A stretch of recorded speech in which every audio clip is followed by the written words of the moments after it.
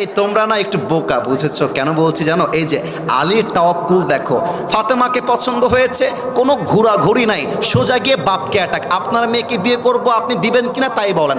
আরে আরে বেটা, তোমরা রাস্তাঘাটে লাইন মারতে যাও কেন? পছন্দ হয়েছে, বাপকে অ্যাটাক, দিবেন কিনা তাই বলেন। কোনো ঠিক আছে কিনা বলো। লাইন মেরে ব্যক্তিত্ব নষ্ট করতে যেও না। আর মেয়েরা ভাবে আরে আমার মতো সুন্দরী আর কেউ নেই।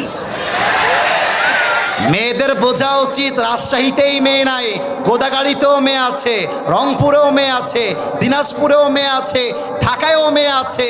তোমার মতো মেয়ের জন্য আমার ক্যারিয়ার নষ্ট হবে? No no no. আমি সফল হইতে পারলে তোমার মতো কয়েক লাখ মেয়ে আমার পেছনে বিয়ের জন্য লাইন ধরে দাঁড়িয়ে যাবে। আলীর তাওয়াক্কুল লেভেল দেখেন, সোজা গিয়ে ইয়া রাসূলুল্লাহ আপনার মেয়েকে বিয়ে করতে চাই, দিবেন কিনা? রসুল বলছেন আরে আলী, আমি দেওয়ার কে? আল্লাহর পক্ষ থেকে সিদ্ধান্ত, তোমার সঙ্গে ফাতেমারই বিয়ে হবে। সুবহানাল্লাহ। আচ্ছা আমাকে একটু দেখতে হবে সবাইকে, আমি মাইকটা একটু হটাচ্ছি। এটা আমার চেহারায় লম্বা লম্বা কি? এটা রাজশাহীর সাউন্ডে হয় না, এটার নাম কি?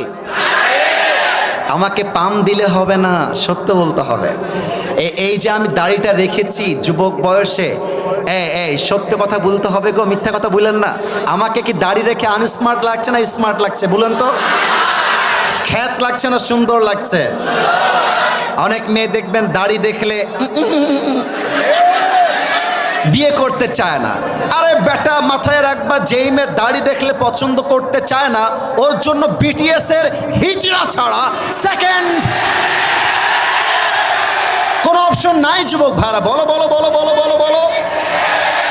আরে যেই মেয়ে আমাকে দাড়ির জন্য বিয়ে করতে চায় না, সে তো আমার বাড়ির বউ হওয়ার যোগ্যতাই রাখে না, সোজা কথা।